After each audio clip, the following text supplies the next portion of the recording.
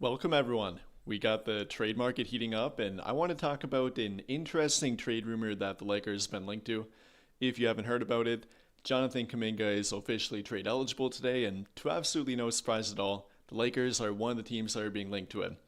From multiple reports from The Athletic, from Sam Amick, Dan Wyke talking about it, Shams confirming that multiple teams are interested in Jonathan Kuminga, have been talking to Golden State about a potential trade involving him. But the reports are kind of sporadic of what the Warriors want in return for him, what the Lakers might be able to give up for him or would give up for him. So we're going to talk a little bit more about this, if it would be a good idea for the Lakers to maybe trade for Kuminga, given that the talk about it is kind of heating up a bit, given that there's arguments for them to prioritize the long term rather than the short term and, maybe not punt this season, but prioritize the youth on the team if they're going to make a trade for young guys that are actually meant to be a part of the team long term rather than more of an all in kind of short term priority for this year. So we're going to talk about that. I'm going to pull up my bigger screen. We're going to go through a few reports. Yeah, here we go. Got my screen pulled up. Anyway, to begin, obviously, Kuminga is trade eligible today, beginning on January 15th. And to absolutely no surprise, his team and management demanded a trade today just to make it known that, yes, he wants to be traded. He does not want to stay with Golden State. They're kind of holding him hostage at this point. They won't play him. He doesn't want to play for them, but they're taking a long time to trade him. I mean, they've been talking about trading him for over a year now at this point. I imagine that they're probably, if not looking desperate, are feeling a bit desperate to trade him. I think other teams can see that and might be trying to maybe get him for a pretty low price given their desperation to trade him, given their desperation to win now around Steph Curry, get any assets back in return for Jonathan Kuminga that could help their team right now. So the Lakers are one of the teams that apparently are interested. Like I said, it's now widely been confirmed by multiple reports. The latest one coming from The Athletic, saying, quote unquote, league and team sources confirmed that the Lakers have some interest in Jonathan Kuminga, though it remains unclear if talks will unfold. The Warriors, sources said, are aware of the intrigue and waiting to see how the situation evolves. So, with that in mind, what would a trade likely look like? In my opinion, probably centered around Rui Hachimura and Dalton Connect. Mainly Hachimura here due to the fact that, again, Golden State, they're trying to win right now. Hachimura fits that, kind of ideal trade of what they'd like in return. A guy that can contribute right now, is under an expiring contract. They could retain him long term, is only 27. He would fit kind of what they need at this point. They don't have a great spot up shooter around Curry.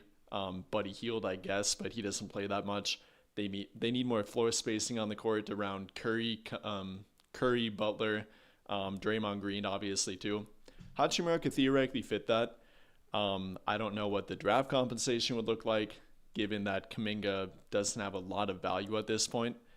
I'm not personally vying for this trade to happen from the Lakers standpoint, but let's say if they would do this, I think Golden State might have interest.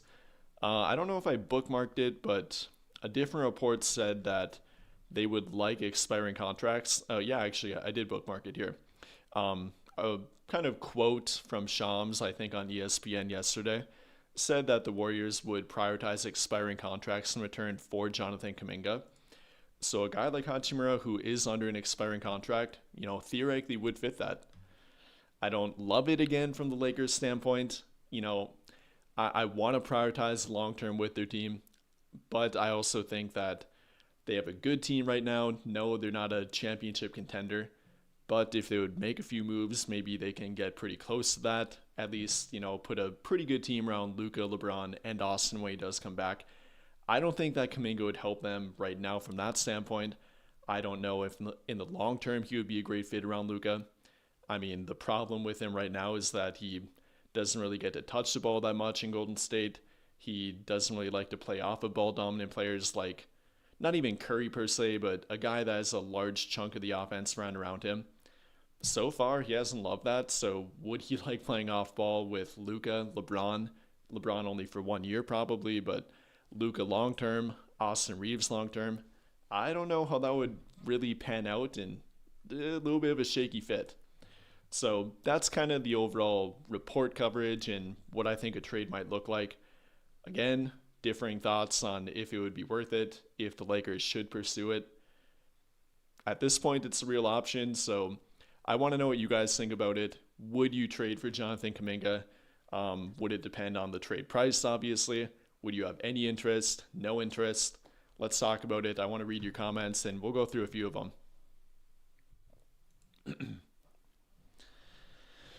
All right, let me pick out a good comment to Kuminga. All right, well, okay. You think that Kuminga is a better fit next to Luka than Rui? Um, Interesting. I don't know if I'd agree with that. I can see where you might be coming from with that. An athletic standpoint, I guess, Kuminga can actually attack off the dribble a bit more. Theoretically, he can be a better defender than Rui if committed. He's shown it at times, but definitely is not consistent. Definitely not a 3-and-D player. Definitely not a consistent two-way player. I can see how you might think that. I would say from a long-term standpoint, maybe.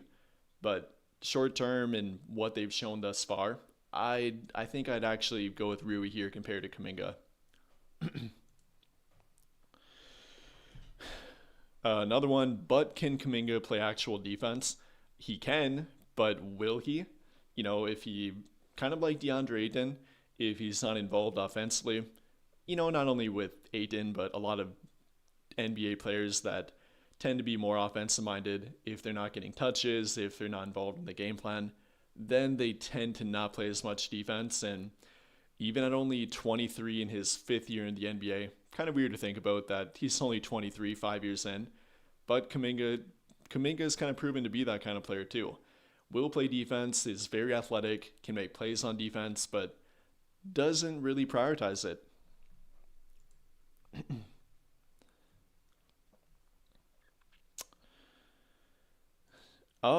See, no, I don't agree that we would have to give up Reeves to get Kuminga. From what the reports say again, with what the Warriors would likely want, expiring contracts, and I don't think they could demand Austin in return for Kuminga. I think at most they could demand Rui Hachimura. Maybe for a different team they could demand a player a little bit better than Rui, but from the Lakers' standpoint, and if they would make a trade, I think the most they could really demand is probably Rui in return. Definitely wouldn't be Austin.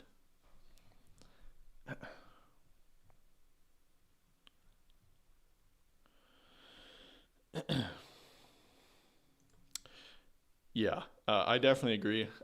Reeves miles better than Jonathan Kuminga. Long term, maybe if Kuminga would get a chance to actually show what he can do, I definitely will agree with that. That he hasn't gotten the opportunity to show it, playing behind Curry at one time, Klay Thompson, now Jimmy Butler, Draymond Green even. He doesn't get a lot of opportunity.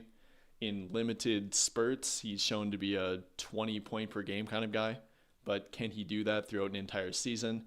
If you make him a top two, top three option, can he remain consistent? Can he be efficient? I think he's a 31% career 3-point shooter. So he could be, but not yet.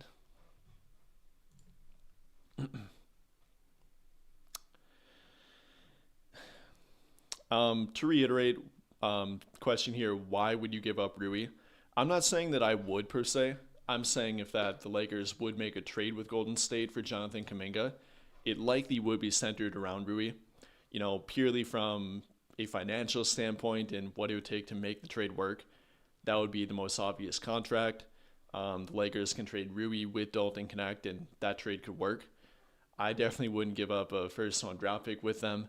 I'm not even sure I'd give up Rui for Jonathan Kuminga.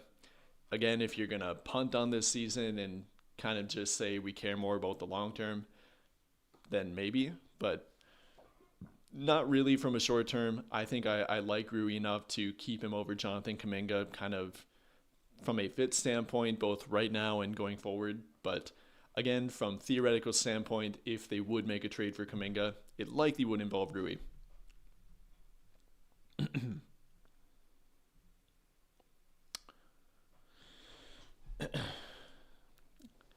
Do I think with him demanding a trade, they will sell on just Gabe and DK, possibly keeping Rui?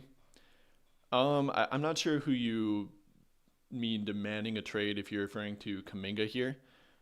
But if they don't trade Rui, then yeah, I probably would say they probably just trade Gabe, Dalton, and probably Kleba too.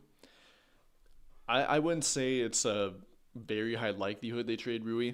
I think they're open to it. I think for the right price, maybe the price is Jonathan Kuminga. It really depends on what they want, what their team building priority is at this point. Reports kind of go back and forth on if they're trying to prioritize this team, if they're purely prioritizing their cap space above everything. Even trading for Kuminga, who does have a team option rather than a player option for next year, that kind of does factor into it. Yeah, they could decline the team option and make him a unrestricted free agent, but then why would you trade for him if you do that? So kind of differing thoughts and different pathways to what that would look like. If trading Rui would be worth it, if it makes sense depending on who you get in return for him. But yeah, I would say that ultimately Gabe, Kleba, and Dalton are more likely to be traded than Rui, but he's on the table too.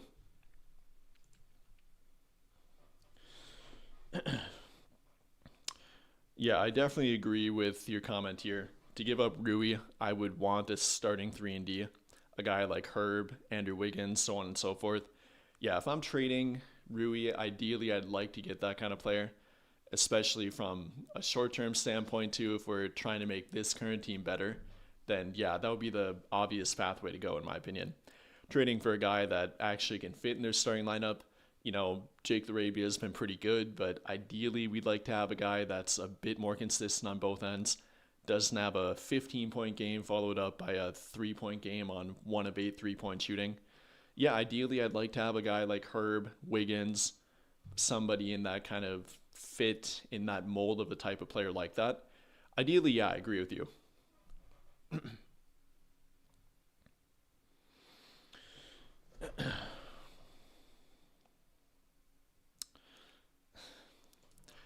Interesting. You think if the Lakers would make that trade for Kuminga involving Rui, Dalton Connect, and, whatever else it might be, it would be better for the Warriors and actually bad for the Lakers. Again, some points or some perspective of that I agree with. If you're thinking about the short term, definitely.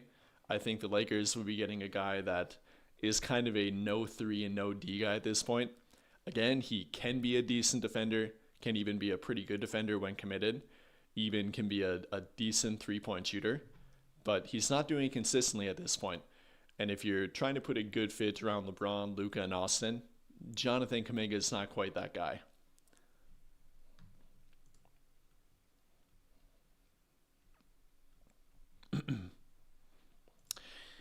Yeah, to clarify in this, they want expiring contracts. Yeah, they probably do want that, but I think they want expiring contracts that could actually help their team.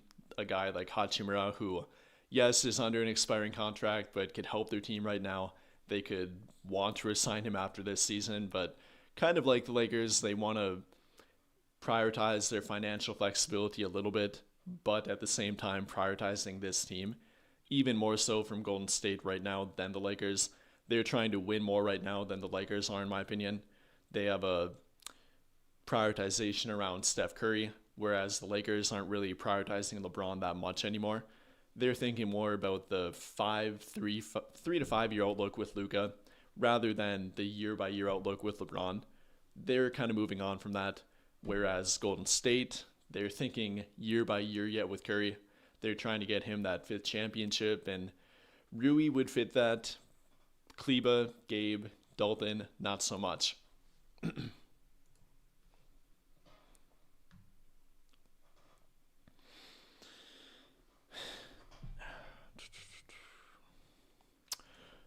Yeah, Kuminga does make sense if the trade is for expiring contracts, but again, it's not going to be for Kleba, Gabe. Unfortunately, I don't see that, given that Golden State won't even make a trade for Malik Monk and Keon Ellis, apparently. I don't see that they'd want to make a trade for Gabe Vincent and Maxi Kleba. I just don't see that happening.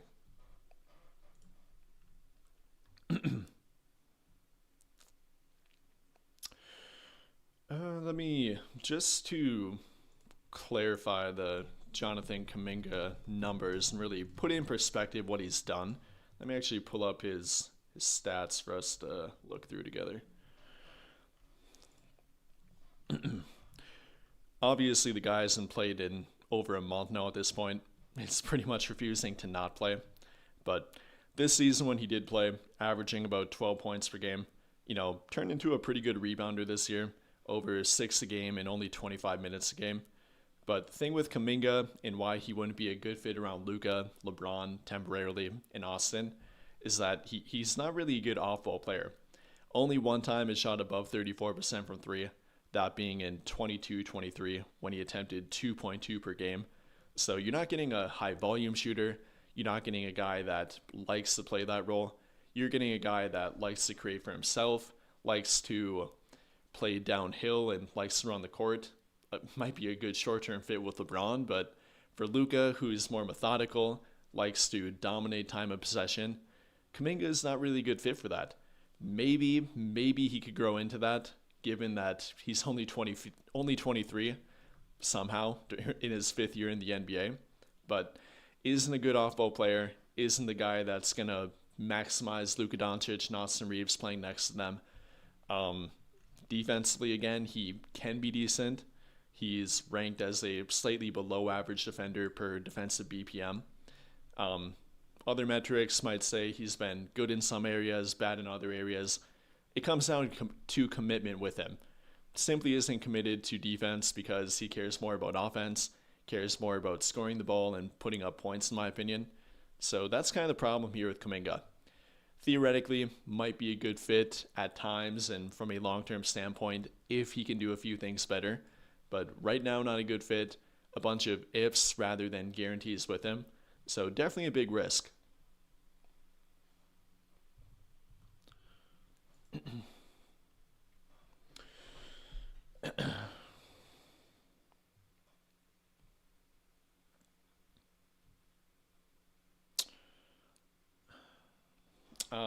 Again, with trade questions for Kuminga, yeah, maybe I would do Vanderbilt and Gabe Vincent for Kuminga and Gary Payton, but why would Golden State do that? They, I guess, get rid of Kuminga, but they want something of value in return for him. Vanderbilt, I love Vando, I love the energy he plays with, but I don't really see him fitting into a Golden State team that already has to not great 3-point shooters with Draymond Green, Jimmy Butler. How do you make him fit in that rotation? I could see him being a guy that Steve Kerr would bench for pretty much the rest of the season. I think Gabe Vincent could be decent, but how much do they really value him through a trade? Probably not much, if any. So, yeah, I mean, on NBA 2K, and not to knock your question by any means, I would probably do that trade, but I don't see Golden State doing it.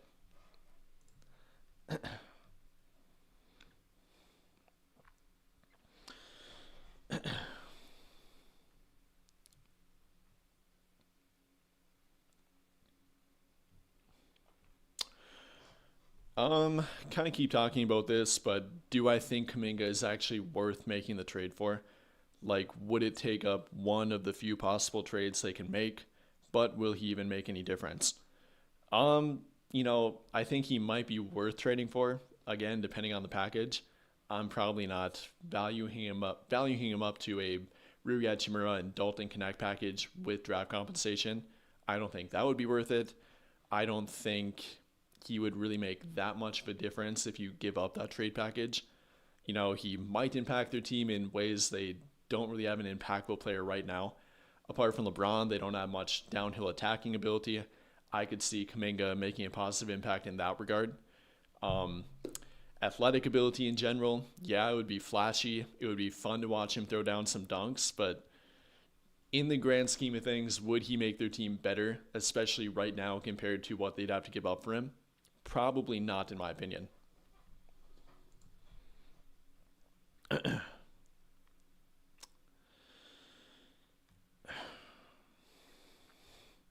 See, I like a lot of your guys' trade ideas that are not Golden State or Jonathan Kuminga oriented. Um, we can go on a long tangent about that. I'm kind of focusing on the Jonathan Kuminga stuff, but I'll answer a few of them too. Like, I know I've talked about Brooklyn Nets trades a lot in my videos. I've talked about two team trades, three team trades. I think if the Lakers are going to prioritize the short term, even a little bit, then yeah, Brooklyn, they'd have a lot to offer. Terrence Mann, he's a good 3 and D option, pretty good playmaking option. If Haywood Highsmith would ever become healthy, that'd be a good 3 and D option. Um, Even if you like a guy like Nick Claxton, if DeAndre Ayton is, not in the future plans, which I don't think he is or should be, maybe he would be an option. Maybe Day'Ron Sharpe would be an option. Yeah, they're definitely a team that is open to trades. They've made a fairly recent trade with the Lakers. Yeah, I think they're a good trade partner, but do they prioritize the short term, which would mainly be with what the Brooklyn Nets have to offer, or do they prioritize long term, which I think they're kind of leaning in that direction?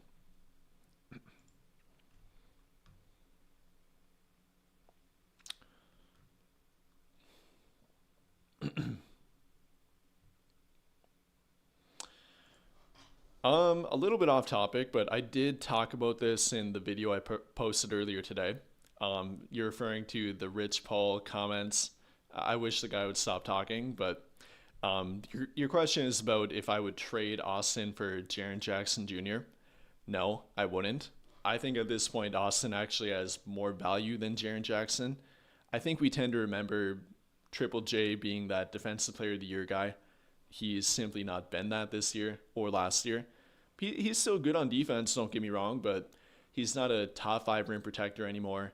He's not a guy that has ever been a good rebounder, for example. You'd kind of have a Anthony Davis situation again, where if you would trade for him, let alone giving up Austin for him, you have a guy that is the size and the build of a center, but doesn't want to play at the 5. Then you have to prioritize getting a 5 outfit next to him. So that's kind of a complicated situation. You have a guy that is either declining on defense or doesn't care about playing his defense as much as he did. You have a guy that doesn't like to rebound, doesn't like to be physical. I don't really think that would pan out for them, even if Memphis would value Austin Reeves more than Triple J, which I don't think they would. I wouldn't do that trade, and I don't think that would work out well for them.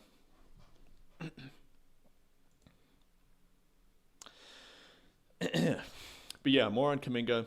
I agree that he could be a buy low, high reward type of player. If I'm a team like Brooklyn, even though they reportedly don't want him, if I'm simply a rebuilding team in general, I'm definitely looking more at that mindset with Kuminga rather than a contender like the Lakers or a team that theoretically could be a contender, has the makeup of trying to be a contender. If I'm in that situation, I don't see really the point of viewing Kuminga that way. It becomes a really big if at that point. If you're building around him, then yeah, it could definitely be a good buy low option. But for a team trying to win, even, if you think it's kind of a punt year for the Lakers, which I don't completely agree with, yeah, they might be prioritizing next year more, but they're still trying to win right now too.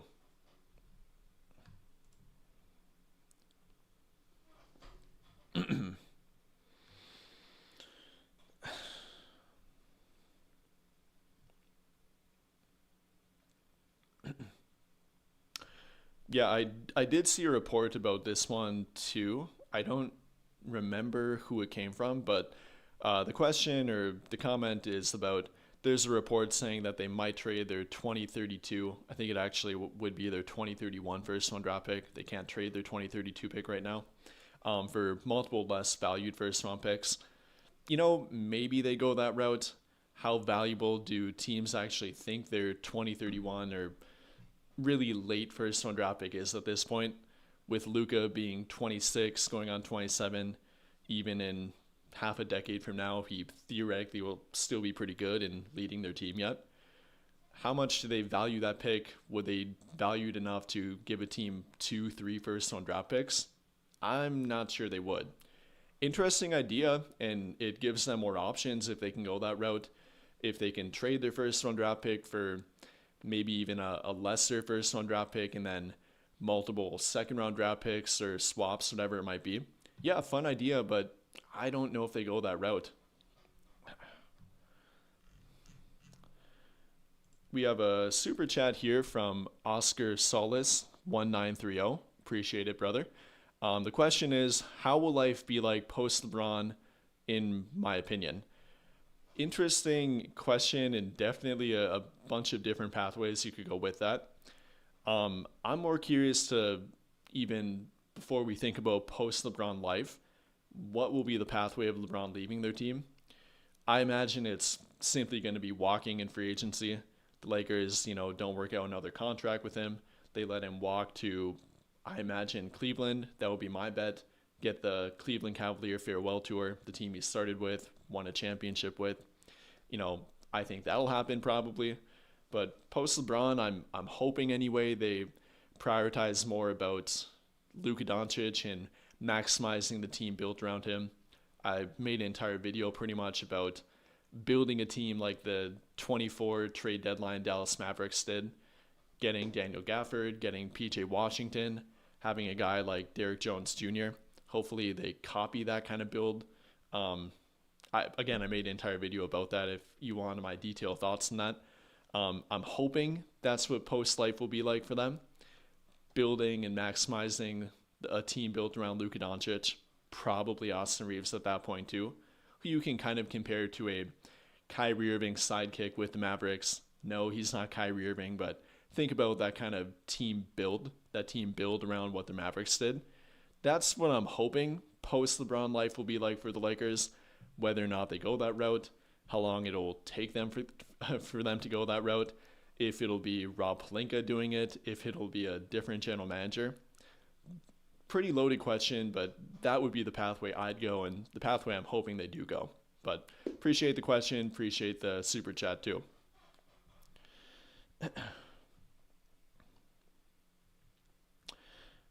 Yeah, actually, let's talk about the game tonight a little bit. Lots of trade talk, lots of trade market stuff, but will the Lakers win tonight? They're 10 games above 500 yet. It doesn't feel like it with, the fit concerns at times with the starting lineup, with the drama going on in the background at times too. They're actually 10 games above 500, playing the Charlotte Hornets tonight, a team that low-key has been playing a lot better lately. I think they've gone above 500 in their past 10 games. So could be a sneaky team that probably comes out and tries to run them off the court, tries to play really fast and take advantage of a Lakers team that doesn't always begin the game with great energy and definitely not on defense. Yeah, it could be a fun matchup tonight. They should win it. It's on their own home court. They're trying to prove the narratives wrong about this team, so I'm hoping they win. They definitely should win. They're favored to win, but we'll find out.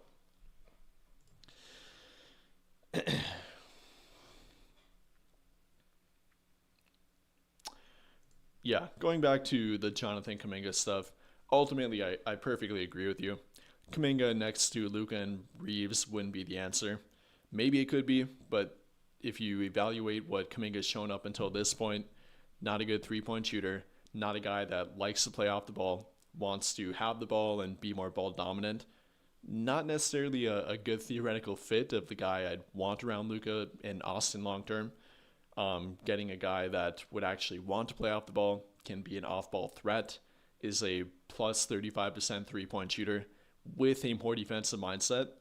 That's what I'd want to get around them, not Jonathan Kuminga.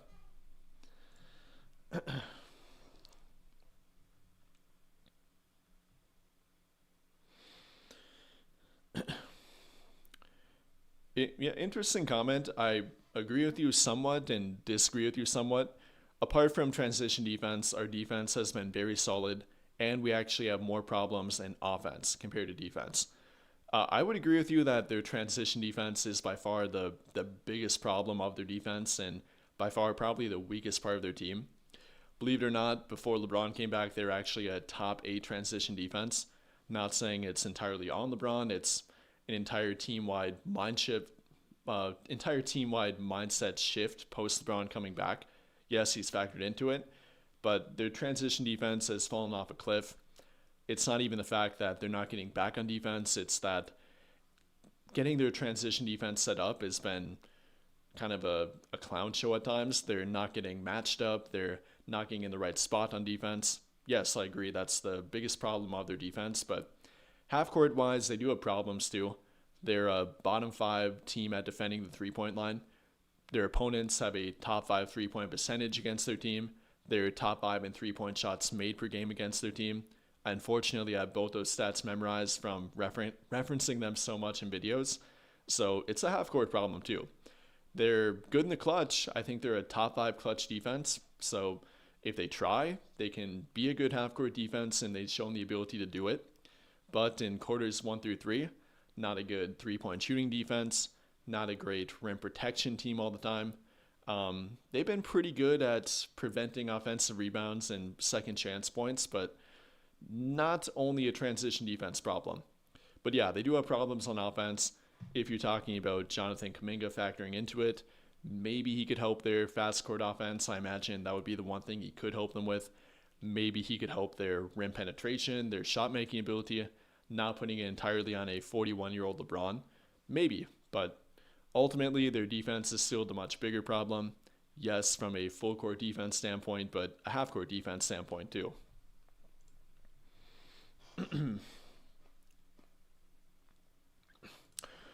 Here's another interesting comment. Trade them picks. Historically, we get our best players through free agency and trades anyway. Yeah, I'm not against trading the pick.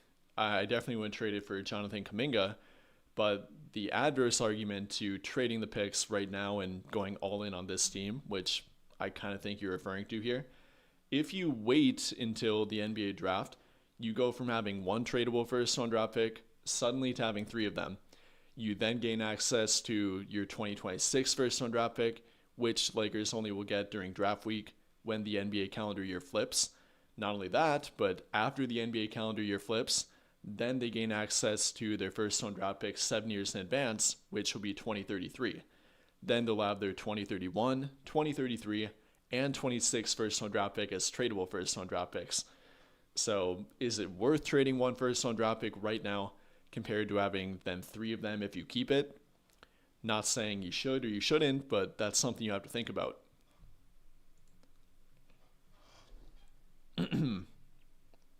Appreciate all you guys' comments. You guys are leaving a lot of good comments. I can't get to all of them, but yeah, a lot of differing thoughts, and I love to see it. I love differing opinions. I hope you don't all agree with me. Hope you don't all disagree with me, but I love to see the differing thoughts. A lot of comments about trades with Chicago potentially. I've talked a lot about that. Ayo Dosunmu, all the different guys they have on their team to trade. I like the thoughts there. We'll do a few more comments here, but that pretty much wrapped up my thoughts for Jonathan Kuminga. Honestly, I might post a clip from this live of what I talked about at the beginning about Jonathan Kuminga, the reports, the Lakers' interest in him. If you missed that, I think I might post it as an entire clip. If not, you can go back and rewatch the live stream. But to briefly reiterate, the Lakers apparently do have reported interest in Jonathan Kuminga, coming mainly from The Athletic, Dan Weike and Sam Amick of The Athletic, saying that they have interest in Jonathan Kuminga. You know, we don't know their specific trade offer, but reports seem to think that it would be built around Rui Hachimura, Dalton Knecht, and maybe draft compensation. I don't necessarily agree with it. It's a real thing, though, and we have to acknowledge it. The Lakers are, in fact, prioritizing the long-term outlook, which is why Kuminga is probably in their mindset of a possible trade target. I don't agree with it, but it's something that they're thinking about, something that they've looked into, and something, therefore, we have to talk about, too. A couple more comments. Oh, we actually have another super chat here from RGNCAL14872. Sorry if that stands for something, but yeah, appreciate the chat. The comment is simply, good to see you, man. Been a sub for 3 years now.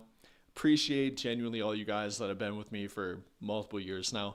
It's crazy to think about. I think I've been posting for a good 4 or 5 years at this point, and I've seen a lot of you guys that have commented for well over a year at this point. So whether it's you, all the other regulars, genuinely appreciate it. I wouldn't be able to do this without you guys and supporting the channel, watching, even if you're not always commenting, you're watching, you're leaving a like, keeping me in the algorithm. So genuinely appreciate it. Apart from even the super chat, appreciate you tuning in and watching the videos.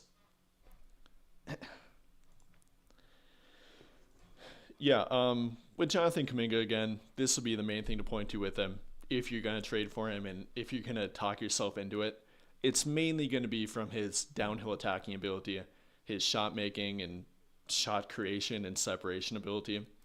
If you're going to, talk yourself into it and try to make it work, that's what you're going to do with him. I don't think it would be worth it, but if it happens, I'm doubling down on their transition offense. I'm doubling down on their downhill attacking ability, and you probably would have to really change up their offense at that point too. Or you go into Golden State and pretty much adding him and not taking advantage of him. So yeah. Hey, we have another super chat here from Oscar Solis 1930. Appreciate it again. Lakers fan meetup at a game one day. That would be a lot of fun. I'd love to do that. I don't live in LA, so it would be a little bit tough. I do plan to go to a Lakers game. I keep saying that and keep putting it off. If I ever do go in the short-term future, I'll definitely let you guys know. We'll try to do a fan meetup. I think that would be incredibly fun. I'd love to be able to talk to you guys in real life, interact with you, get to pick your brain a little bit, and we can talk shop about the Lakers in person. That would be fun. Definitely on the bucket list. Yes, if I go to a game, especially in LA, I will try to make that happen. Appreciate the chat, though, again.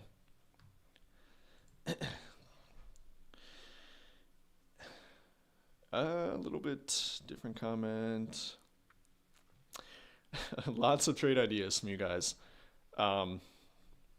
Yeah, I mean, if you're talking about Rui, if you're going to trade him, I don't know if Portland would trade Tumani Kamara if they're done with him or whatever their kind of route is. They signed him to that contract and he immediately has fallen off a cliff. But if you're going to trade Rui, again, I don't think it would be for this trade package, but if you're going to trade Rui, let it be for a guy that is defensive minded, would fit their timeline around Luka. I think at the bare minimum, Tumani Kamara or a player like that would fit that, could be comparable to a Derrick Jones Jr. back in the 24 Mavericks team. I like the idea. I obviously we can't predict a specific trade package, but that kind of mindset I do agree with.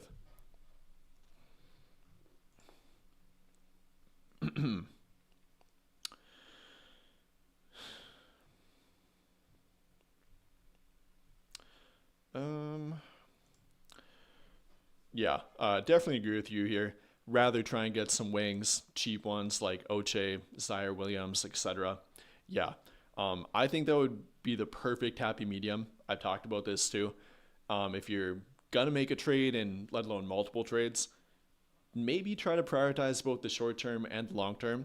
I think you can do that with a wing like Ochai Agbaji, not having a great year this season, but definitely had a 3-and-D type year last year. Over 10 points a game, 40% from the three-point line, A+ matchup difficulty, A+ perimeter isolation defense. I have endless stats that are in my head about these guys, but yeah, I definitely agree with your mindset there. If you're going to make a trade, make it for a wing player that fits the short term, ideally the long term with it. I think Ochai Agbaji fits that.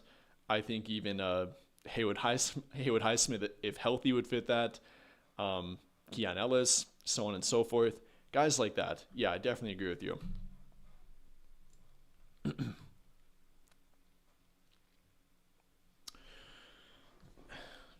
Jonathan Kuminga to the Clippers for Chris Dunn. That definitely wouldn't work financially. I don't know if the Clippers would make a trade with a conference rival, with Golden State, who they're, I think, only about, 4 or 5 games behind right now. Clippers low-key are putting it together as a crosstown rival. I hope they don't, and I hope they fall apart. But I think they're definitely going to be a buyer at the trade deadline.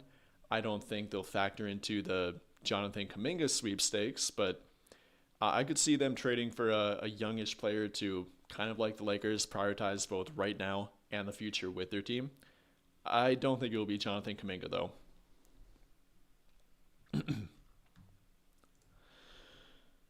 I'm seeing a lot of comments about the trading the first round draft pick into multiple lesser first round picks.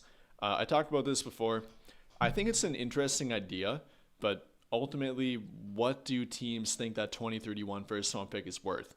Do they really think it would be worth multiple late first round draft picks? Would it be worth protecting a first round draft pick and trading a couple of them for an unprotected 2031 pick for a team that has Luka Doncic, who is only 26 and in the middle of his prime, probably not even fully to his prime yet? That's scary to think about. Hopefully, anyway. Do they think that will be worth it to trade multiple picks for that pick? I'm really not sure they would. Ideally, if you could do that, then I wouldn't be entirely against it. That would be a way to keep a draft pick, if not multiple of them, for beyond the trade deadline into this summer, but then also having a draft pick to have right now and put that toward a trade. You probably wouldn't be able to get as good of a player for a protected pick or a late first round draft pick from a team that might not be viewed as valuable. But I like the idea of it. I'm not sure I see it happening. In theory, it would work, but what team is going to trade 2 or 3 first round draft picks for a Lakers 2031 pick with Luka Doncic and Austin Reeves on the team, who are not even really close to 30 yet? Maybe, but not sure I see it happening.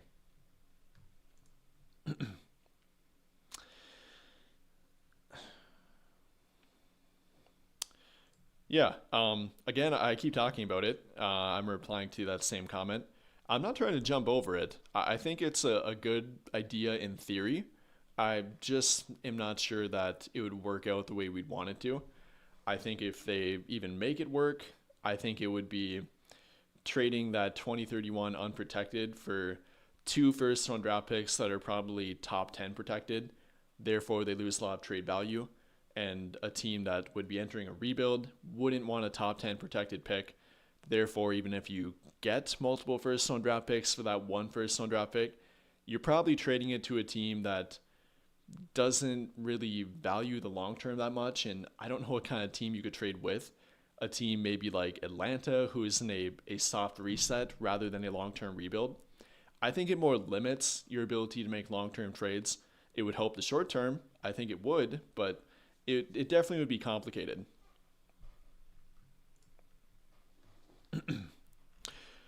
One more question, and then I think I'll wrap it up. Appreciate all you guys tuning in. It's been a fun live stream. We have needed the same players for 4 years now. Yeah, I completely agree. It's been really frustrating. I think they've done well in spite of it, but I don't know what Rob Pelinka, the front office, has against legit big 3-and-D wings. They've done fairly decent at getting 3-and-D guards, hypothetically. They've done decent at getting good one-way players, I guess, that do one thing really well. But I don't know if you don't look around the league and see the best teams with a bunch of two-way talent, teams like OKC, which pretty much their entire team are two-way players that are good three-point shooters, are good defenders, can play at multiple positions on the court, can do multiple things on the court. I don't know how you look at a team like that and don't think to yourself, yeah, we should copy that. We should try to do something that resembles a team like that. Not to mention with your foundational pieces like Luka and LeBron and Austin, who are already one-way players and do a lot offensively for your team. How you're not automatically thinking that, yeah, we need more 3-and-D talent, we need more two-way wings that fit best around guys like that. Yeah, I agree. I could go on a much longer tangent with that, but yeah, definitely agree with you.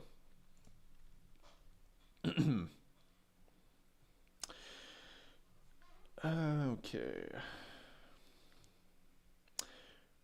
Just to, I guess, reiterate one more time let me get back to my screen here.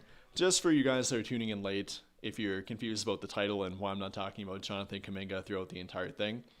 One last time to reiterate, the Lakers have been linked to Jonathan Kuminga. A report from The Athletic, from Sam Amick of The Athletic, and then Dan Weike chiming in about it. Sources confirming that the Lakers would have some interest in Jonathan Kuminga, though it remains unclear if talks will unfold regarding the two teams being Golden State and the Lakers. The interest is apparently real. I don't particularly agree with it. I think you could maybe talk yourself into it from a long-term standpoint, but I don't think he's a great fit around Luka. I don't think he's a even good fit around Luka, LeBron, and Austin. Maybe after LeBron leaves, they could try to make it work, but I'm personally not a big fan of it. I see an argument for it here and there. I'm not a big fan of trading Hachimura and Dalton Connect for him, which is kind of what the trade package is hinted to be. I personally wouldn't go that route. I think it's a fun hypothetical idea, but not the best way to maximize their team around Luka. Definitely not the best way to maximize their current team and the fit around it. And that's kind of my thoughts on it. Again, I might post a clip of this live stream as an actual video to kind of cover this again. But yeah, that's kind of my thoughts on it. Appreciate all you guys that tuned in. I think that's going to wrap it up for our live today. Hopefully I answered a bunch of your questions. Hopefully you got my detailed thoughts regarding Kuminga, trade targets, so on and so forth. Regardless, appreciate all you guys tuning in. Hopefully the Lakers win tonight. I feel like I might be a little bit of a jinx. I think they've lost every game but one I've done a live stream on the day of, so hopefully that ends tonight. Matchup with Charlotte, could have the opportunity to go 11 games above 500, climb back into top 5 in the West, break a tiebreaker anyway. So hopefully they win tonight. Hopefully, in my opinion, they don't trade for Jonathan Kuminga. Hopefully they trade for a perfect 3-and-D wing, and we get to top-tier contention status. Might be hopium, but those are my thoughts. Appreciate you guys tuning in. Have a great rest of your day, and hopeful for Lakers win tonight.